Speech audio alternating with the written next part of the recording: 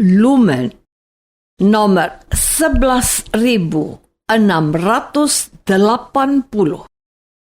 28 Juli 2024.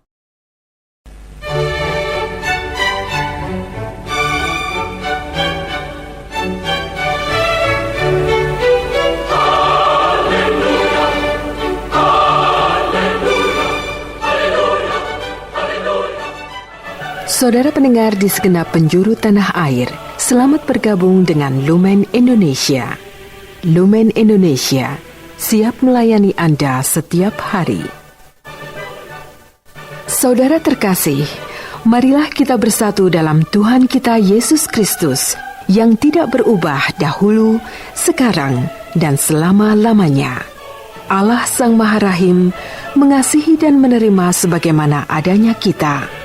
Allah Bapa kita di surga senantiasa bersedia menolong, menghibur, dan meneguhkan kita dalam menghadapi segala permasalahan hidup sehari-hari.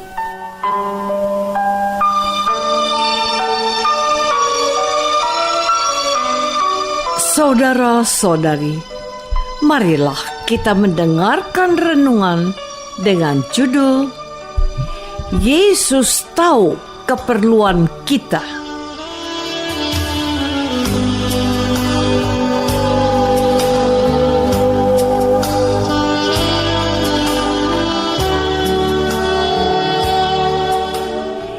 Yang berdasarkan pada Injil Yohanes bab 6 ayat 5.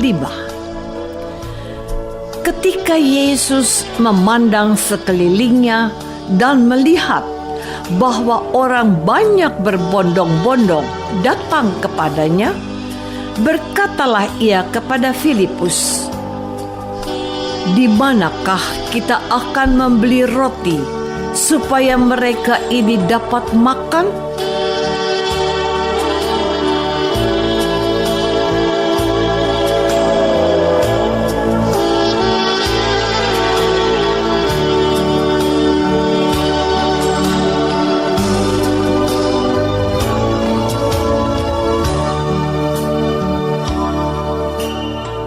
Dalam nama Bapa dan Putra dan Roh Kudus.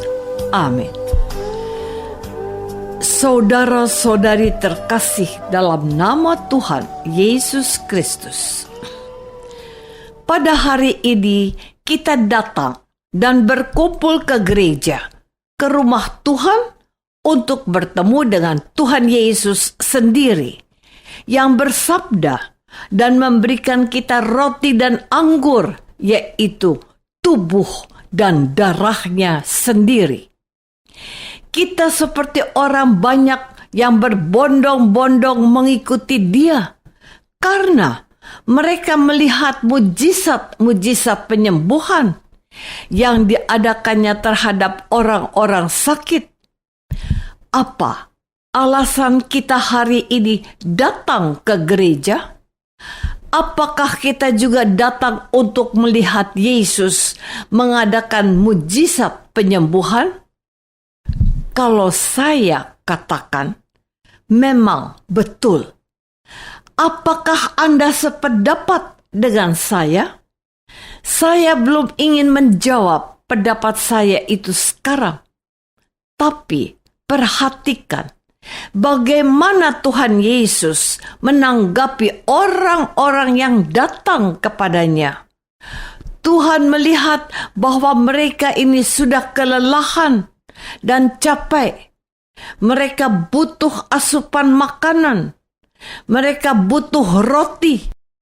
Lalu ia bertanya kepada Filipus, "Di manakah kita akan membeli roti supaya mereka ini dapat makan?"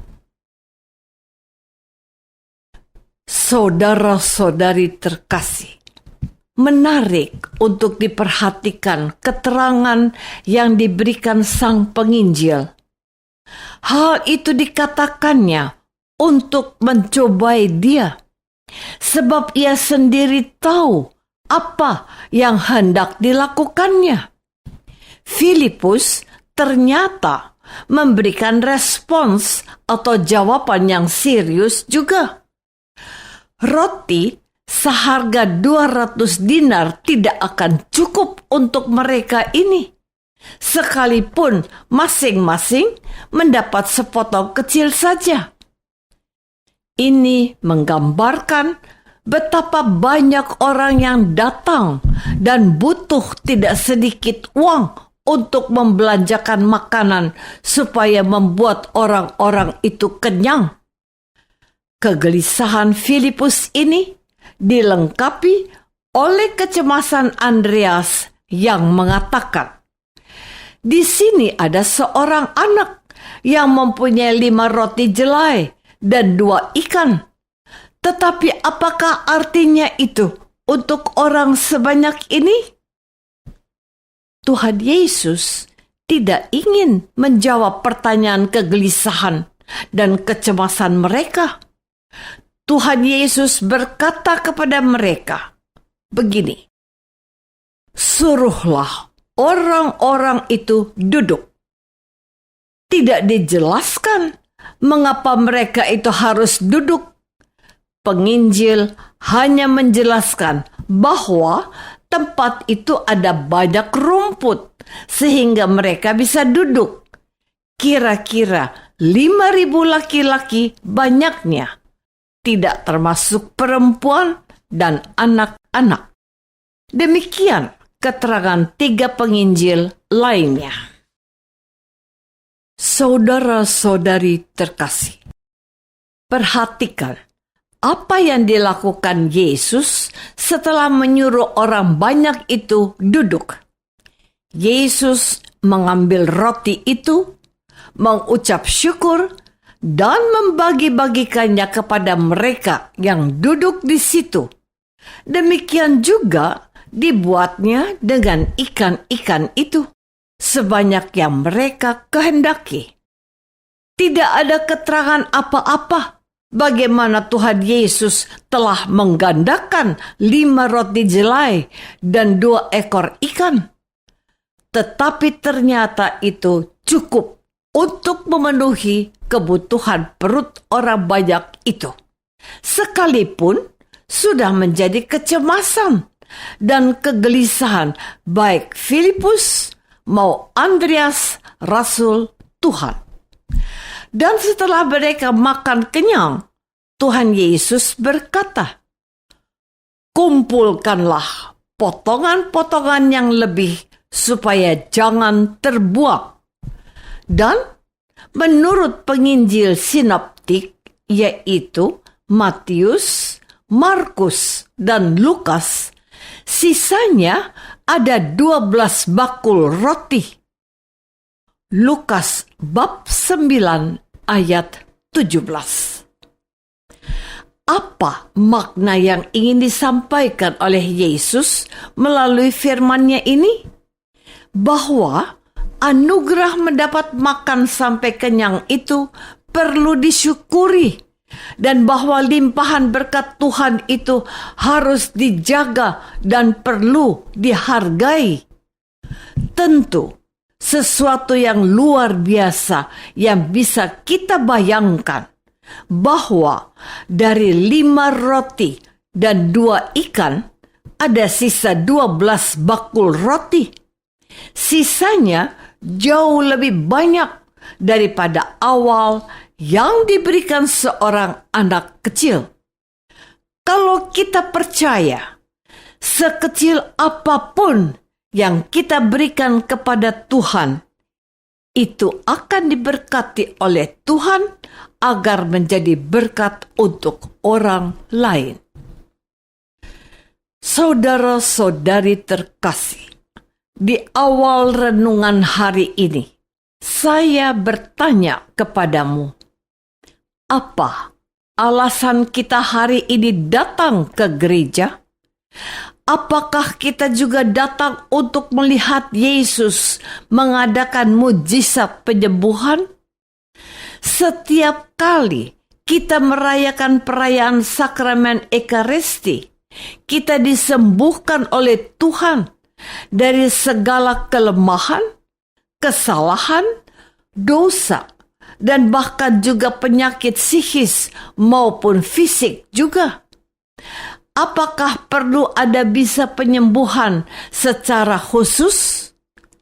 Saya hanya mau mengatakan kepadamu, setiap kali kita hadir dan aktif terlibat dalam perayaan Ekaristi, seperti yang dilakukan anak kecil dengan apa yang dipunyainya, maka kita akan diberkati dan kita juga akan dijadikan berkat oleh Tuhan sepulang dari merayakan Ekaristi Kudus itu.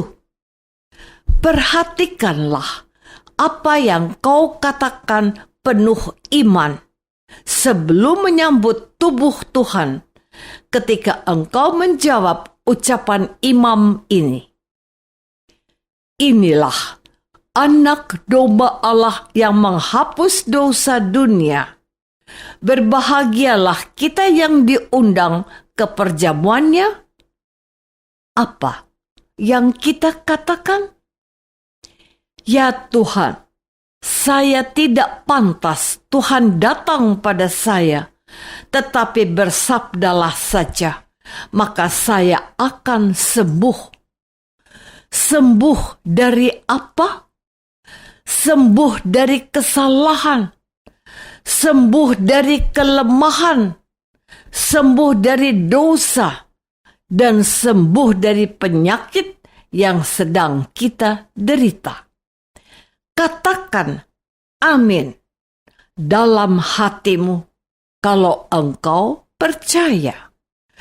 Tuhan Yesuslah yang menyediakan makanan dan anugerah rohani untuk kehidupan kita setiap hari. Setiap kali kita merayakan Ekaristi Kudus.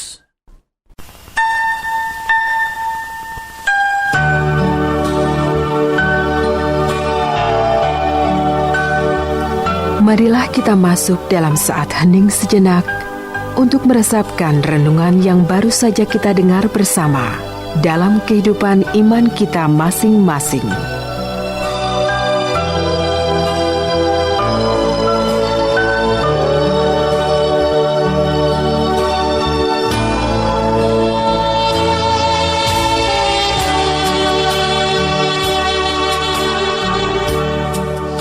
Apakah aku penuh iman merayakan Ekaristi Kudus untuk disembuhkan Tuhan Yesus? Marilah kita berdoa. Bapa yang Maha Baik, seperti orang-orang banyak itu, kami memerlukan Tuhan Yesus yang amat peduli pada keperluan kami setiap hari. Kami rindu untuk menerima tubuh Tuhan agar disembuhkan dan dikuduskan oleh Yesus Putramu, Tuhan kami. Amin. Semoga kita semua selalu dinaungi dan dibimbing oleh berkat Allah yang Maha Kuasa. Dalam nama Bapa dan Putra dan Roh Kudus. Amin.